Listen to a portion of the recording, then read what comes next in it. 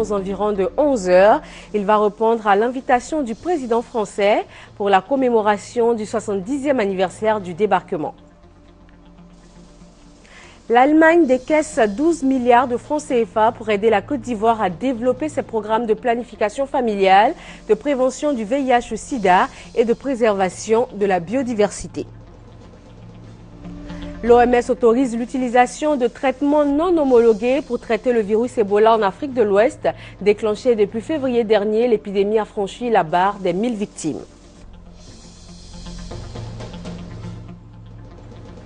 Aux États-Unis, Barack Obama appelle à l'apaisement après la mort d'un jeune Afro-Américain tué par un policier dans le Missouri. De nombreux habitants crient au racisme et manifestent chaque soir. Bonjour et merci d'être avec nous pour ce 13 h sur RTI 1. Le président Alassane Ouattara a quitté Abidjan ce matin pour la France. Il va participer au 70e anniversaire du débarquement. Il a été invité par le président français François Hollande. La cérémonie de commémoration du débarquement va se tenir le 15 août. Le débarquement en Provence est une opération militaire menée pendant la Seconde Guerre mondiale. Et avant de s'envoler pour la France, le président Alassane Ouattara a reçu le ministre tchadien du Plan et de la coopération internationale. Avec Mariam Mahamat Nour, le chef de l'État a évoqué les relations d'amitié et de coopération qui unissent déjà les deux pays. Après 11 années, le retour de la Banque africaine de développement BAD à son siège d'Abidjan se précise, avec notamment le retour du président de l'institution à Abidjan. Mardi soir, Donald Kaberuka a été accueilli à l'aéroport Félix Houphouët-Boigny par plusieurs membres du gouvernement. Francis Boifo. Il était attendu ce mardi à Abidjan, capitale économique de la Côte d'Ivoire. Le président du groupe de la Banque africaine de développement BAD, Donald Kaberuka, est arrivé accompagné de plusieurs administrateurs de l'institution financière. Et cela dans le cadre du retour définitif de la BAD à son siège d'Abidjan après 11 années de délocalisation à Tunis. Nous sommes chez nous, le siège de la BAD. Mon arrivée aujourd'hui, c'est pratiquement le retour de l'institution officiellement. J'aurai l'occasion d'en parler davantage cette semaine et l'importance de cette retour de l'institution après 11 ans d'absence en Côte d'Ivoire. Nous sommes simplement heureux. Nous avons respecté la feuille de route, en tout cas ligne par ligne. Nous avons fait notre part sur le CCIA et sur d'autres questions. Un comité en place. Il y a des réunions du comité bipartite qui ont lieu régulièrement. La dernière c'était à Tunis, la prochaine aura lieu ici. Les choses en tout cas se déroulent comme il faut. La Côte d'Ivoire continue de jouer son rôle pour permettre donc un redémarrage des activités de la banque dans les meilleures conditions possibles. Les administrateurs de la BAD annoncent des séances de travail avec les autorités ivoiriennes à compter de ce mercredi pour préparer l'Assemblée générale des administrateurs prévue en septembre prochain. 12 milliards de francs CFA pour aider la Côte d'Ivoire à développer ses programmes de planification familiale, de prévention du VIH-Sida et de préservation de la biodiversité. C'est le fruit d'une coopération entre la Côte d'Ivoire et l'Allemagne. Sidonie Davila. Par cette coopération financière, l'Allemagne vient démontrer une fois de plus sa détermination à soutenir les initiatives du gouvernement en matière d'équilibre familial, de bien-être de la femme et de l'enfant, mais aussi de santé de l'environnement. L'agence allemande KfW peut enfin décaisser les ressources d'un montant total de 17 millions d'euros. 12 millions d'euros sont prévus pour le projet planification familiale et 5 millions d'euros pour la protection de la biodiversité au parc Taï. Cet accord relatif à la coopération financière, dira le ministre des Affaires étrangères Charles Kofi Dibi, permettra à la Côte d'Ivoire de faire face à un certain nombre de problèmes liés au développement durable et d'apporter une contribution appréciable au secteur de la santé. Je vous prie de bien vouloir transmettre aux autorités allemandes la profonde gratitude du gouvernement ivoirien pour les gestes d'amitié et de solidarité remarquables que la République fédérale d'Allemagne vient de démontrer à l'égard de la Côte d'Ivoire, dans le sens souhaité du raffermissement des relations entre nos deux pays. Cet acte important dans la coopération bilatérale a été apprécié par la ministre de la Solidarité, de la Famille, de la Femme et de l'Enfant, Anu Loto, et le ministre de l'Environnement, de la Salubrité urbaine et du Développement durable, Alakwadio Rémy. Ils ont promis faire bon usage des fonds alloués à leur ministère. Le gouvernement ivoirien renforce le dispositif sanitaire pour éviter l'entrée du virus Ebola dans le pays. Le ministre de la Santé s'est rendu à l'aéroport Félix Houphouët-Boigny d'Abidjan pour évaluer l'efficacité des mesures et des dispositions mises en place. Hamza Diaby.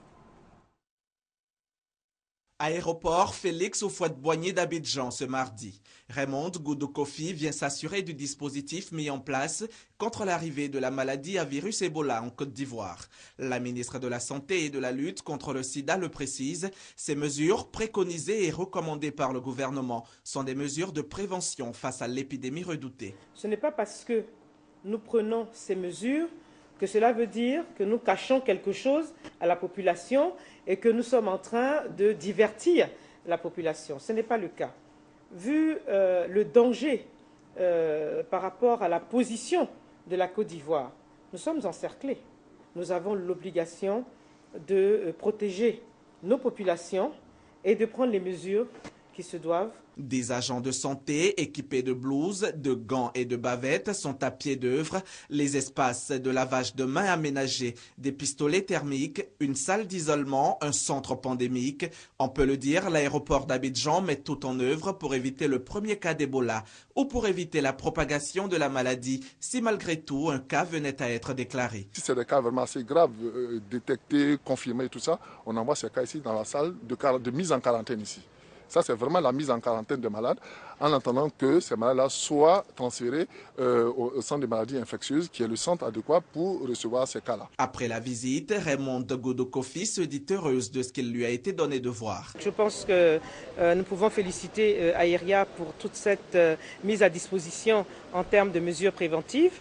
Nous avons également éprouvé les différents thermomètres à infrarouge pour pouvoir apprécier si nous avons de l'affluence, comment cela pourrait se passer, s'il fallait donc améliorer ou alors démultiplier le nombre de thermomètres à infrarouge. La ministre indique pour terminer que le strict respect de ces mesures nous permettra de rester à l'abri de l'épidémie à virus Ebola. Hier, l'OMS a donné le feu vert pour l'utilisation de médicaments non homologués afin de combattre l'épidémie dans les zones touchées. Depuis 8 mois qu'elle sévit en Afrique de l'Ouest, elle est à l'origine de plus de 1000 décès. Hamza Diaby. Depuis hier, un comité d'experts était réuni au siège de l'OMS à Genève. Face à l'ampleur de l'épidémie de fièvre Ebola, l'Organisation mondiale de la santé a pris une décision historique. Elle a approuvé l'emploi de traitements non homologués dont l'efficacité et les effets secondaires ne sont pas encore connus. Pour la première fois, nous avons une série de traitements potentiels et de vaccins qui peuvent être des atouts dans nos efforts pour contrôler le virus Ebola. Plusieurs produits sont actuellement en cours d'expérimentation, dont le ZMapp, un cocktail d'anticorps développé aux États-Unis qui a été administré à 2 humanitaires américains et à un missionnaire espagnol. C'est la présidente du Liberia, Ellen Johnson Sirleaf, qui, la première, a demandé l'accès à un de ces remèdes expérimentaux. Si des patients issus de pays riches ont pu en bénéficier, il était difficile d'en priver les malades africains. D'autant plus qu'au Liberia, les services sanitaires, complètement submergés, réclament une aide d'urgence. Nous espérons que les gens comprendront que c'est urgent et que n'importe quelle aide à la population doit être faite plus rapidement pour que nous puissions répondre aux besoins de manière appropriée. En accord avec l'OMS, le ZMapp va donc être acheminé la semaine prochaine au Liberia par un émissaire du gouvernement américain. L'administration de remèdes non encore expérimentés sur l'homme soulève cependant un certain nombre de questions éthiques. Que se passera-t-il si de nombreux patients décèdent malgré le traitement et qu'en est-il des effets secondaires ? Le père Miguel Pajares, contaminé par le virus au Liberia, faisait partie de ceux qui avaient reçu le sérum américain. Il vient de décéder à Madrid. Retour en Côte d'Ivoire, à Niablé, la sous-préfecture et le bureau des douanes ont organisé une collecte de sang. Il s'agit d'approvisionner les centres de santé de la localité pour mettre fin aux carences en produits sanguins. Chantal Akanda. Le sang est primordial et vital pour le bien-être et le développement de l'homme. Quand on sait que la question du sang se pose avec acuité dans les centres de santé. Le sous-préfet de Niablé, Sagedi Bakayoko, en a fait une préoccupation, d'où sa collaboration avec le bureau des douanes de sa localité. Objectif visé, collecter du sang pour les centres de santé de Niablé. Selon le sous-préfet de Niablé, cet élan de solidarité est une réponse à l'appel du gouvernement ivoirien qui ne ménage aucun effort pour offrir une meilleure santé aux populations. 108 personnalités décorées par la grande chancelière de Côte d'Ivoire. Ils ont été faits officiers, chevaliers et commandants. Grâce à leur travail, la nation ivoirienne a reconnu leur mérite. Reportage. 180 Ivoiriens et non-Ivoiriens relevant de tous les secteurs d'activité ont été décorés. 40 dans l'ordre national et 68 dans l'ordre du mérite ivoirien. Parmi eux, 37 femmes. Ces distingués entrent désormais dans les ordres officiels de la République. Vous avez mérité de la nation. Aujourd'hui, la nation vous témoigne sa reconnaissance en vous attribuant une médaille. Celui ou celle qui détient une médaille porte une responsabilité morale vis-à-vis de ses contemporains. Il doit rester en tout temps et en tout lieu à la hauteur de cette reconnaissance de la nation. Choisis pour leur dévouement, assiduité et abnégation au travail, la décoration de ce mardi 12 août vient comme un couronnement des efforts consentis au travail. Je suis heureuse et je dis tout simplement merci au président de la République, merci au patronat ivoirien. Je remercie M. Amadou Bakayoko, directeur général de la RTI, en tout cas tout le gouvernement et le président de la République. Les mots que la chancelière nous a dit, nous allons nous en approprier pour donner beaucoup d'autres, pour être des exemples permanents. C'est un sentiment de fierté. La reconnaissance de la nation est quelque chose de gratifiant. Cela nous convainc que nous sommes sur la bonne voie et que le travail est reconnu. La décoration est le débouché d'un processus de différentes étapes. Des enquêtes sont menées où des appels à propositions sont adressés par la grande chancelière à différents responsables administratifs et leaders d'opinion. De simples citoyens peuvent aussi signaler l'exemplarité de certaines personnes. Ces propositions sont mises en examen par le Conseil de l'ordre de la grande chancelière pour légitimité, puis soumises à l'appréciation du président de la République. La décoration est donc la fin de ce processus minutieux, truffé de bons témoignages. La 6e édition du Camp mondial de la jeunesse s'est tenue à Yamoussoukro. 2 invités spéciaux pour donner le goût du travail et de la persévérance à ces jeunes. Amadou Bakayoko, directeur général de la RTI, et Assalfo, lead vocal du groupe Magic System. Serge Coléa. La 5e édition du Camp mondial de la jeunesse organisée par l'ONG International Youth Fellowship a réuni à Yamoussoukro plus de 1500 jeunes. Ils sont venus partager leurs expériences, s'instruire du parcours de certains modèles de la jeunesse et s'imprégner des valeurs essentielles de la vie. Cette année, les participants ont été entretenus par l'artiste chanteur Traoré Salif alias Assalfo et Amadou Bakayoko, directeur général de la RTI. 2 exemples pour la jeunesse. Assalfo, leader du groupe Magic System et ambassadeur de bonne volonté de l'UNESCO en charge de l'alphabétisation et de la culture de la paix. Il appelle les jeunes à être patients et à avoir foi en ce qu'ils font. Pas qu'on s'étale aujourd'hui de dire c'est parce que nous sommes talentueux, c'est parce que nous sommes forts que nous sommes là. En Côte d'Ivoire, il y a beaucoup d'artistes talentueux, il y a beaucoup d'artistes qui savent mieux chanter même que nous. Si nous sommes là aujourd'hui, il y a eu quelque chose, c'est la persévérance. Parce que dans la persévérance, il y a la patience, il y a la foi en soi.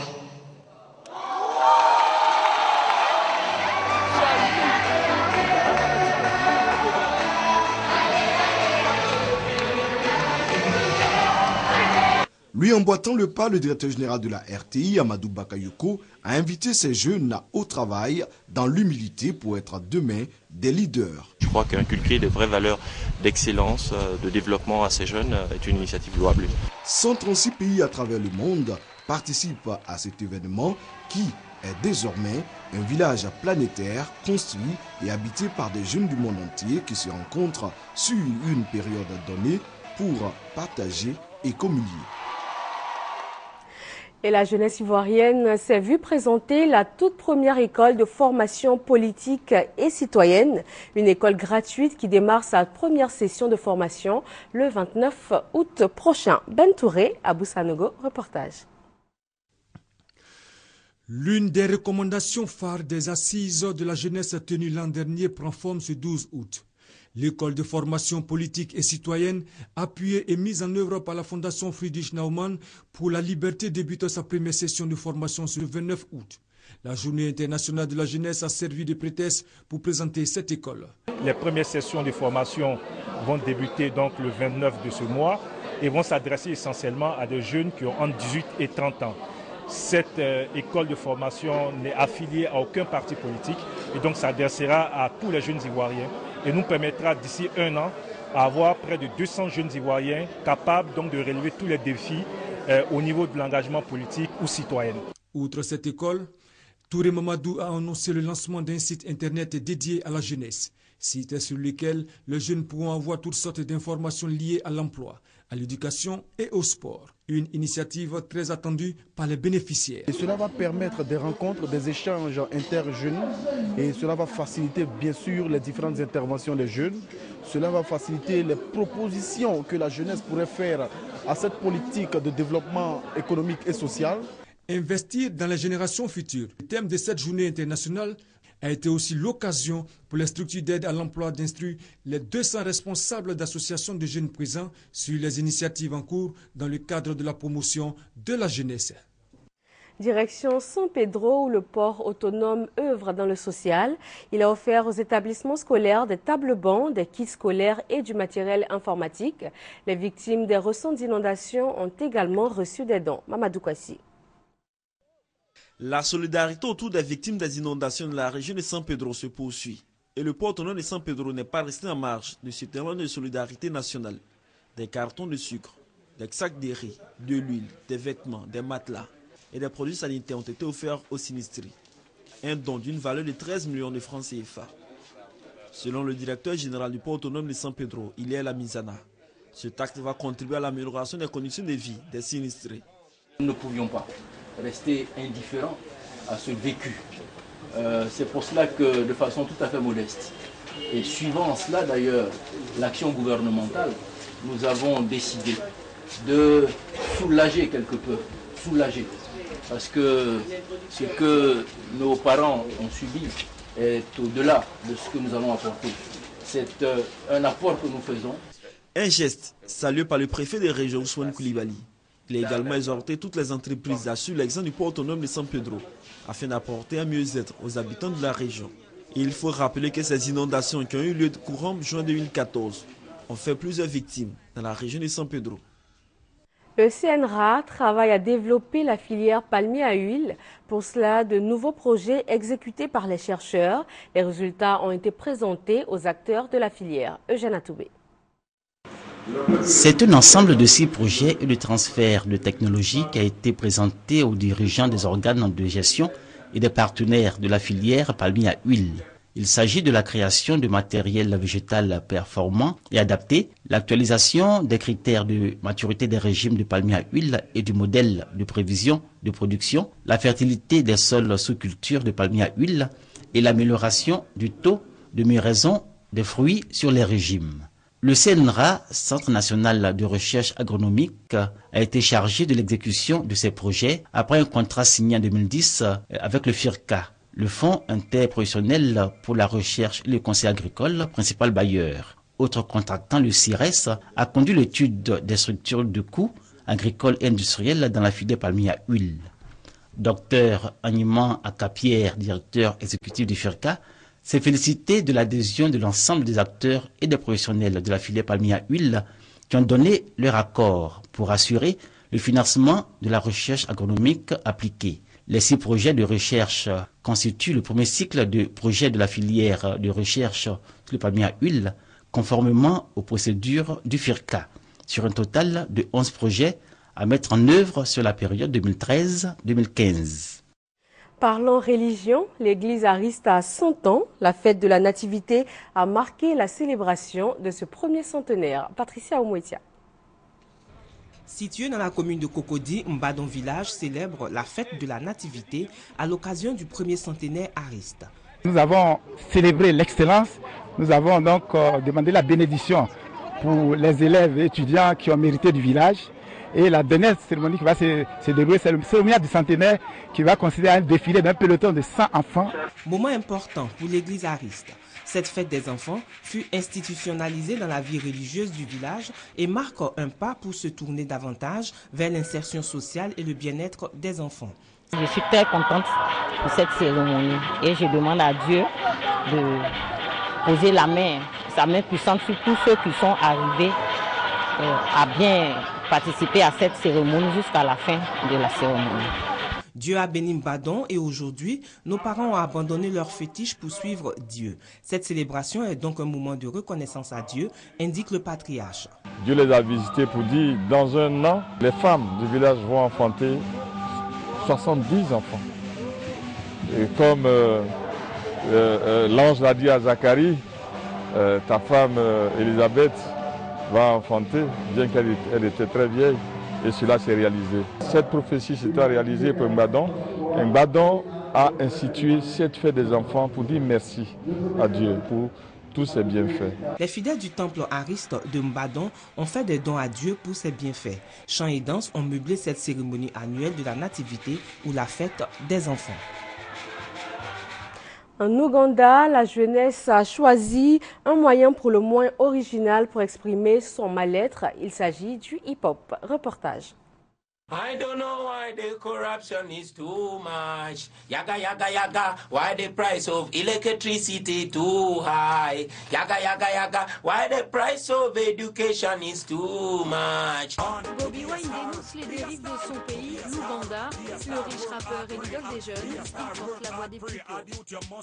Ce n'est pas si facile, non seulement en Ouganda, mais j'ai pu me rendre compte que c'est pareil partout dans le monde. En fait, la liberté d'expression n'existe pas. Mais parfois, Bobi Wine dérape violemment. Dans sa dernière chanson, il appelle à brûler les homosexuels. Conséquence, ces 2 concerts prévus en Angleterre en août viennent d'être annulés. En Ouganda, le rappeur reste pourtant la star des stars. Il s'est autoproclamé président des ghettos. Sur les bords de la Victoria, Bobi Wine a créé la plage One Love, une plage au prix accessible pour les jeunes. Un espace de rencontre, d'expression, de création. Nous sommes des artistes. Je l'aime en tant qu'artiste. Bobi Wine, je l'adore. Bobi Wine fait figure de mentor, de modèle pour ces jeunes souvent englués dans le chômage et la pauvreté. Le gouvernement n'a pas de budget pour la jeunesse. Pour ceux qui sortent juste de l'école, il n'y a pas de travail. On nous dit soyez créatifs, mais on n'a pas de moyens pour ça. Sur cette plage, le jeune homme attend un coup de pouce de Bobi Wine, comme tous ceux qui rêvent de s'en sortir grâce au hip-hop. 280 camions russes en route pour apporter l'aide humanitaire du pays en Ukraine. Les États-Unis ont appuyé la demande de Kiev que ces camions soient contrôlés à la frontière. Les Occidentaux craignant que Moscou ne cherche à apporter son soutien aux rebelles pro-russes. Le président américain Barack Obama a appelé ce mardi à l'apaisement après la mort d'un jeune afro-américain tué par un policier dans le Missouri. De nombreux habitants crient au racisme et se rassemblent chaque soir. Une enquête du FBI est en cours, mais les tensions autour de la mort du jeune homme sont assez vives et inquiètent jusqu'au sommet de l'État américain. Rappelons pour terminer que le président ivoirien Alassane Ouattara a quitté Abidjan ce matin pour la France. Il va participer au 70e anniversaire du débarquement. Il a été invité par le président français François Hollande. La cérémonie de commémoration du débarquement va se tenir le 15 août. Le débarquement en Provence est une opération militaire menée pendant la Seconde Guerre mondiale. Et voilà qui met fin à ce 13h. Merci d'avoir été des nôtres. Un autre journal à 20h avec Ali Diarasouba.